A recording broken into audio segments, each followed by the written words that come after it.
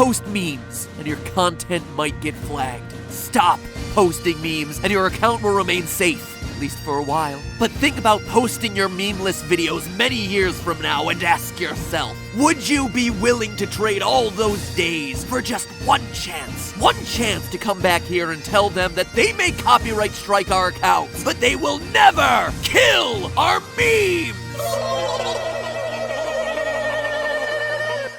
Hello, Internet! Welcome to Film Theory, the show that, quite honestly, might not be able to air in Europe anymore. That's not an opening joke or an exaggeration either. Do you watch gamers or film criticism channels? Have you ever laughed at a meme, SpongeBob, Thanos, or otherwise? Do you have a Twitter or Tumblr account? Have you ever used anything from Imgur, Jiffy, or Giphy, depending on how you pronounce it? Are you one of those people who long for the old days of YouTube when the big media companies weren't on the platform? I am sure between all of those questions, I am talking to a huge chunk of you. And if I am, then pay very close attention to today's episode, because a huge percent of the content that you currently watch and share online is on the chopping block, including this show, and Game Theory, and GT Live. And if there's any hope of saving them, well, we've gotta act now. So if this is such a big deal, then why is no one talking about this supposed looming threat to all our online content? Well, I mean, the name alone is the Directive on Copyright in the Digital Single Market, which, whoo boy, if that doesn't get you hyped, well then you don't even policy make, bro. In short, it's kinda complicated. And by kinda complicated, I mean really complicated. But you know me, I eat complicated topics for breakfast and then spit them back at you in a simplified, more digestible way. Just like a mama bird puking up little worm nuggets of knowledge. So let's get down to it before this show goes the way of Spider-Man on Titan. Cue the Thanos snap transition, since it might be one of the last times we can use it.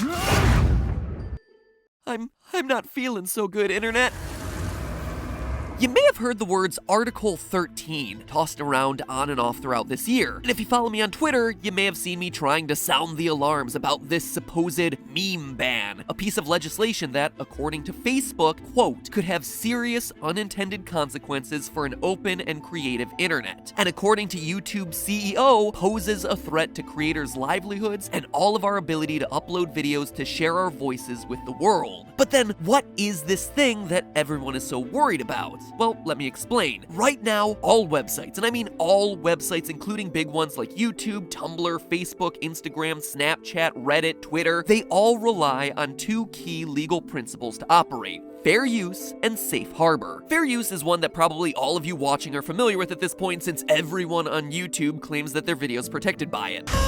Fair use is very, very easy to understand. I'm Alex from I Hate Everything, and where's the fair use? So we will be the first client of this account that will be known as the Fair Use Protection Account, also known as FUPA. But what is it exactly? Well, it allows for the use of copyrighted materials without the permission of the original copyright holder. You may have seen some video creators specifically go out of their way to state that their use of clips is for educational purposes. Now, with all you've just learned in this video that I've made for educational purposes, and that's because educational use, along with criticism and review, commentary, news reporting, and research, are all things that are explicitly allowed by United States fair use doctrine. It's how I'm able to show Gravity Falls clips like this one, and cutouts of characters like this one, when crafting theories about how the show isn't over. Because the show isn't over. It shouldn't be over. Please don't tell me it's over. I refuse to believe that it's over. Please bring back Gravity Falls. Or how CinemaSins can show clips from a movie to sin them, or how honest trailers can show clips from a movie to honestly trailer them. It's how we're able to edit together SpongeBob SquarePants with the Super Smash Bros. World of Light trailer to have Squidward suddenly getting vaporized mid-bath. Or how Thanos can snap his fingers to dust away the Emoji Movie. Thank you for that, by the way. But what if something doesn't fall under fair use? Like if I just straight up re-upload a chunk of Harry Potter? Well, that's where safe harbor comes in. You see, according to the United States Digital Millennium Copyright Act, or DMCA, media companies can issue takedown notices to website owners requesting the removal of infringing content on their site. When someone uploads a 24-hour live stream of Family Guy to YouTube, YouTube isn't actually responsible for committing that copyright violation. They're only responsible for removing it. That is is the principle of safe harbor, that YouTube here is just an intermediary. It's not at fault for someone misusing the system and uploading illegal stuff as long as it gets taken down, and as such, they're shielded from copyright liability. That's why creators get copyright strikes and not YouTube. And just know that when I say YouTube, I really also mean SoundCloud, Imgur, Facebook, Twitter, Tumblr, Reddit, pretty much any site that allows users to upload content. Now, there's one problem that you might have noticed with what I just described, that all of these laws are in the United States. The United States Fair Use Doctrine, the United States Digital Millennium Copyright Act. Europe has some very different policies. Policies that the Article 13 meme ban threatens to make even stricter. You see, in Europe, it's not called fair use, it's called permitted use. Now, that at first might seem like an insignificant word change, but just the name permitted use actually speaks to how the European doctrine differs from the US. Think about what the word permit means. It means that you need permission to do something. For example, you're not allowed to park somewhere without a permit from the city. Home improvements require a construction permit from the government. Basically, you're not allowed to do this unless we say that you're allowed to. And the same applies to copyrighted works. You're not allowed to use them except where explicitly and expressly permitted to do so. And I think you can start to see where this system might fall apart. So, where are you permitted to use this stuff? Well, as stated before, the US Fair Use Doctrine specifies that for purposes such as criticism, comment, news reporting, teaching, scholarship, or research, the use of a copyrighted work is considered fair. However, an important fact here is that the list isn't exclusive.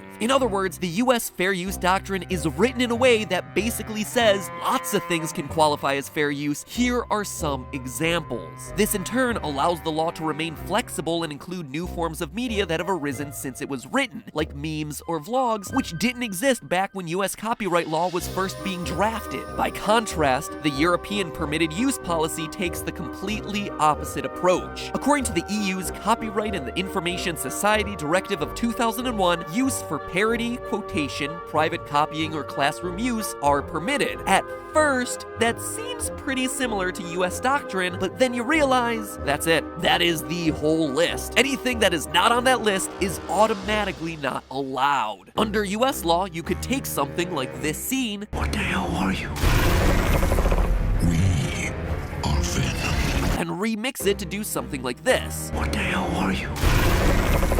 It's me, Mario. Quality meme, 10 out of 10, clap clap. And US lawyers would say, well, this might technically not be a criticism or commentary, but it's not like this person is trying to take anyone else's work and pass it off as their own.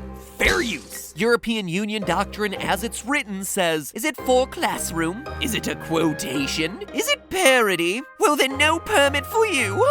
Oh, and that last one about parody might be a bit confusing, but the legal definition of parody is actually very strict. The best example is something like a parody song. In order to officially qualify, the new parody version of the song needs to have lyrics that directly make fun of the original work, so it's a very limited, narrow definition. In short, Europe's copyright doctrine just tends to be a lot stricter. But Article 13 is what threatens to make a bad problem even worse, because now it's actively targeting the idea of safe harbor. It directly states that, quote, online content sharing service providers, i.e. sites like YouTube, Tumblr, Reddit, whatever, and rights holders, the movie studios, music labels, etc., shall cooperate in good faith in order to ensure that unauthorized protected works or other subject matter are not available on their services. So basically, all these sites need to work to ensure that copyrighted stuff isn't uploaded. That shouldn't be that big of a deal, right? YouTube has Content ID, which protects against wrongful uploads, sometimes a bit too aggressively, but certainly enough to ensure that I can't find full episodes of Phineas and Ferb on here without paying. It should be covered. And meanwhile, sites like Dailymotion, where you can find literally all sorts of illegal uploads on, will be held accountable and need to clean up their act. It all sounds reasonable, right? But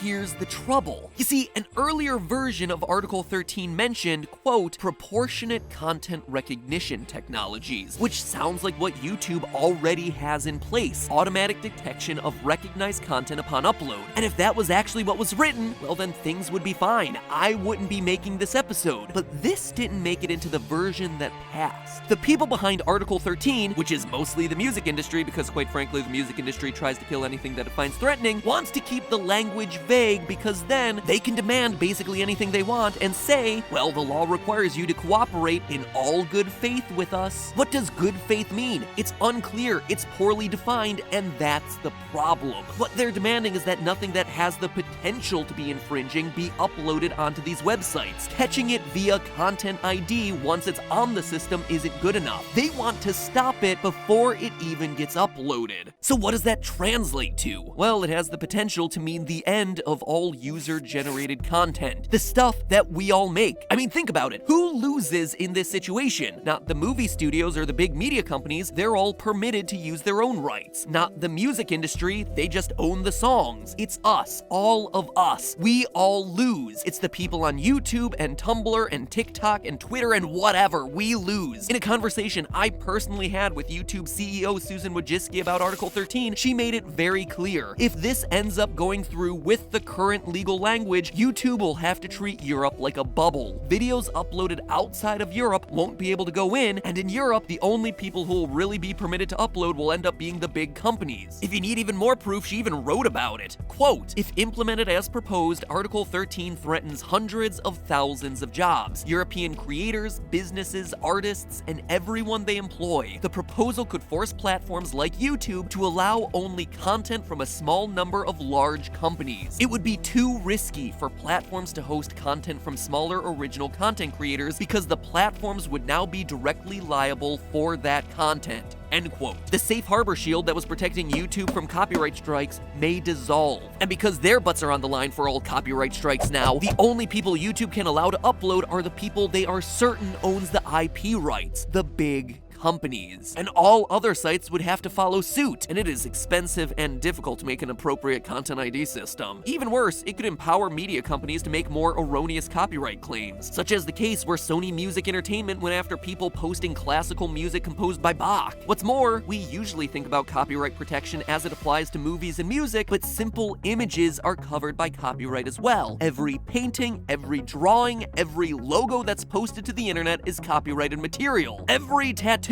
that's not an exaggeration, tattoos are actually owned by the artist who made them. And of course, each and every meme. Now, I know what a lot of you are thinking. Boy, that sucks for people over in Britain. Wait, they're not part of the EU. Hold up. Would Britain be affected by Article 13?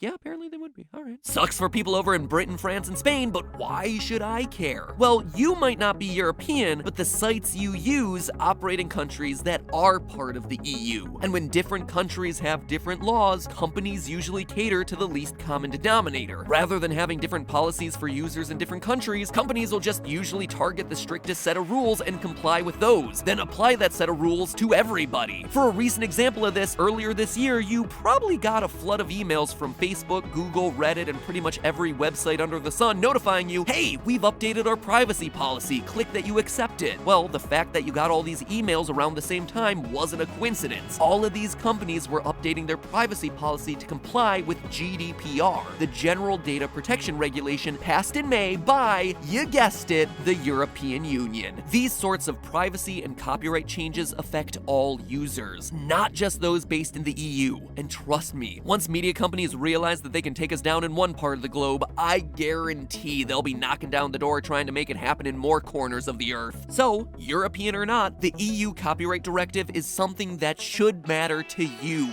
threatening your memes, your online shows, and most importantly, the literally hundreds of thousands of people who make their living working online. Me, the whole Theorist team, every YouTuber that you watch. So, what can you do at this point? Well, there are three things.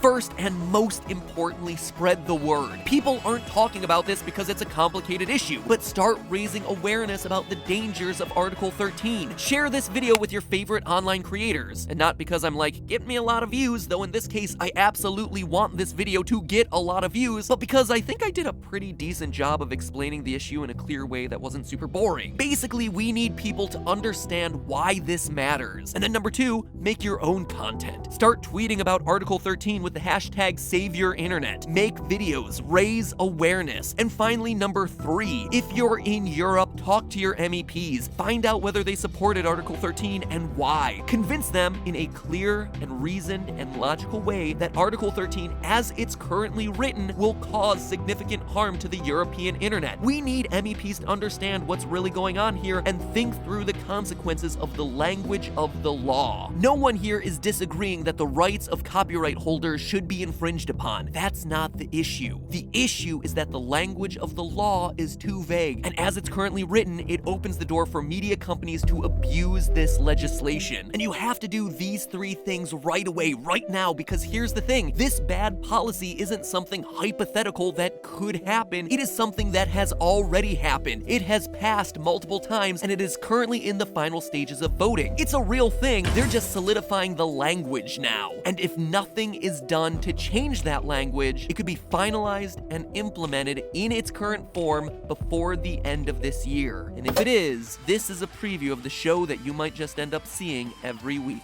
And that's no theory. That's a fact. Save your internet, guys. Help me save my job. This is a battle that really matters. And hey, if you want to enjoy another meme video while I'm still currently able to air them, click the box to the left to watch more meme goodness as I calculate the length of the single longest meme ever created in history. The length of this thing is gonna shock you. And finally, make sure you subscribe. We have some amazing theories coming up before the end of the year on Guardians of the Galaxy, on the deadliest Disney movie, on some classic animated series, Spider-Man, anime. It's gonna be a good end of the year. So make sure that you have a slightly better chance of seeing it appear on your homepage by smashing that subscribe button, and do me the favor, ring the bell. That way you're guaranteed to get notifications. Now go, talk about Article 13. Save your internet. Save my job. All of us over here on the Theorist team are hoping you're able to do it.